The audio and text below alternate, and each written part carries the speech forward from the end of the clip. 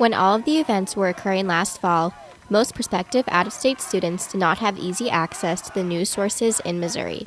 As a result, most got their information from the big headlines. I remember leaving my history class and getting a New York Times report on my phone. And I was like, oh my goodness, of course the school I got accepted to is having racial issues. The national coverage of the protests left these prospective out-of-state students with a certain impression of MU's campus. I think a really hectic, disorganized, and disgruntled student population was depicted in the national media. I mean, I think there are a lot of radicals here, a lot of very angry people, and people aren't radically angry, they're just interested in change. Students on campus last fall had a greater understanding of how invested the different media sources were in the protests. Those national reporters, they come in, and that was just like a day story for them, and they were out. As far as like local media, that's where like the real work is, because you're with the story even after the big names have left. Some of the things prospective students heard were concerning enough to make them and their families reconsider their interest in MU. My family was mostly scared just because like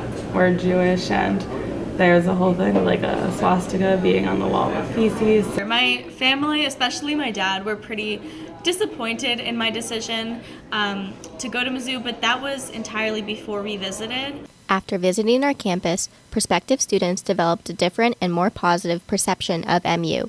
Even though our campus is far from perfect, students have noticed some recent progress in the right direction. In the journalism school specifically, their diversity initiative that they have, they're doing great work. We just need to keep having conversations about it, see what's realistic, what's unrealistic, what works for everyone. I'm comfortable here. I love it here.